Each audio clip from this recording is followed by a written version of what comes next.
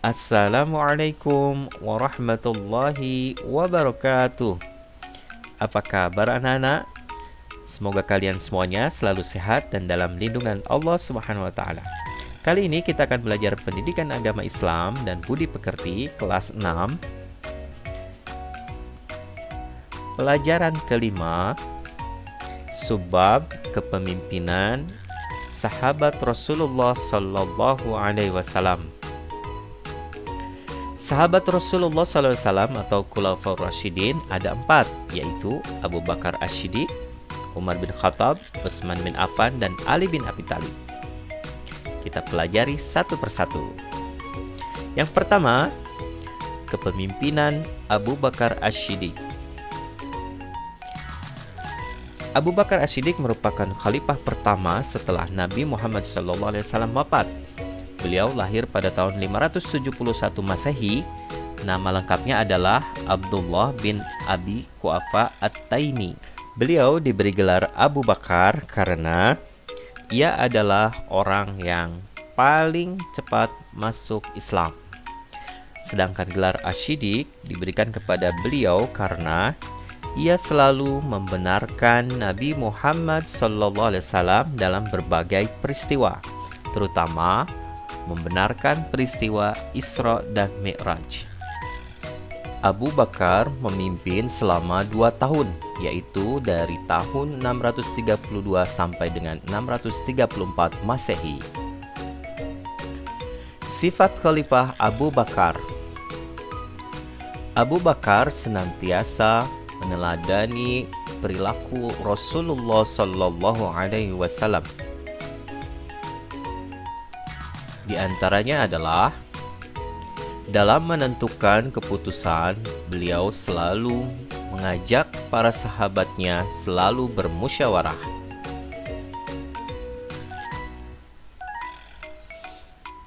Selain itu, beliau sangat memperhatikan rakyatnya dan dermawan terhadap rakyatnya yang membutuhkan.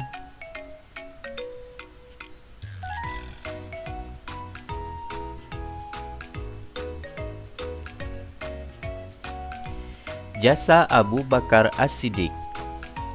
Untuk mensejahterakan rakyatnya, Khalifah Abu Bakar mendirikan Baitul Mal, yaitu suatu lembaga yang mengurus kas dan keuangan negara. Bagian kedua, kepemimpinan Umar bin Khattab. Beliau adalah khalifah kedua setelah Abu Bakar As-Siddiq. Nama lengkap beliau adalah Umar bin Abdul Uzza. Beliau menjadi khalifah selama 10 tahun, yaitu dari tahun 634 sampai 644 Masehi. Beliau adalah seorang khalifah yang pemberani, jujur, adil, tegas, bijaksana, dan bertanggung jawab. Beliau juga seorang pemimpin yang hidup sederhana dan suka bermusyawarah. Beliau dijuluki Al-Faruq karena mampu membedakan kebenaran dan kebatilan. Jasa Umar bin Khattab. Umar bin Khattab berhasil menetapkan kalender Hijriah atau menetapkan 1 Muharram sebagai tahun baru Hijriah. Bagian ketiga, kepemimpinan Utsman bin Affan. Utsman bin Affan memerintah selama 12 tahun, yaitu dari tahun 644 sampai dengan 656 Masehi. Beliau terkenal sebagai seorang yang dermawan. Sebagai bukti kedermawanannya, yaitu pada masa Khalifah Abu Bakar, beliau pernah memberikan gandum yang diangkut oleh 1000 unta untuk membantu kaum miskin yang menderita di musim kering. Jasa Khalifah Utsman bin Affan.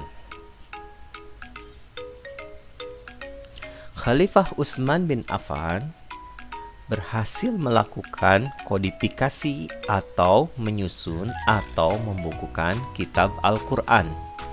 Beliau membentuk panitia penyusunan Al-Quran yang diketuai oleh Zaid bin Sabit dan anggotanya adalah Abdullah bin Zubair dan Abdurrahman bin Haris.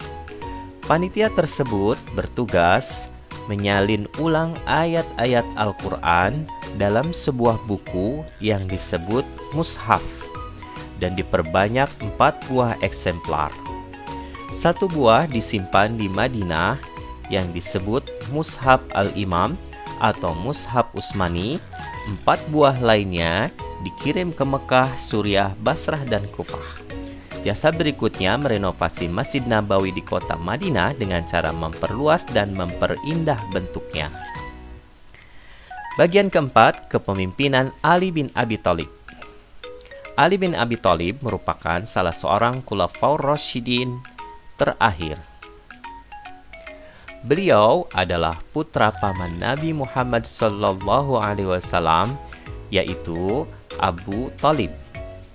Beliau adalah seorang pemberani.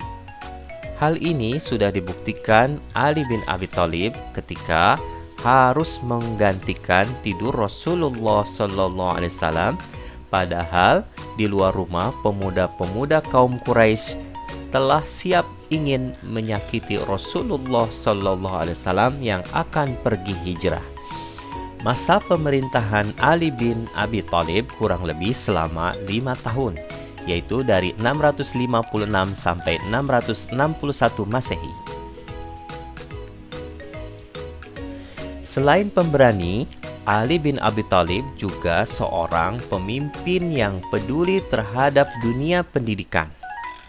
Sebagai contoh, beliau mendirikan madrasah yang digunakan untuk tempat anak-anak belajar.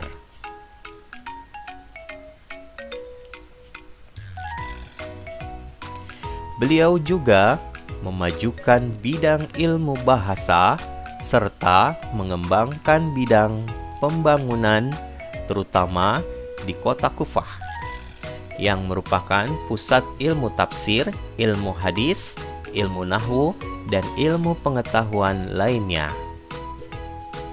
Alhamdulillahirrabbilalamin, pelajaran hari ini telah selesai. Semoga apa yang kita pelajari hari ini menjadi ilmu yang bermanfaat bagi kita semua. Wassalamualaikum warahmatullahi wabarakatuh.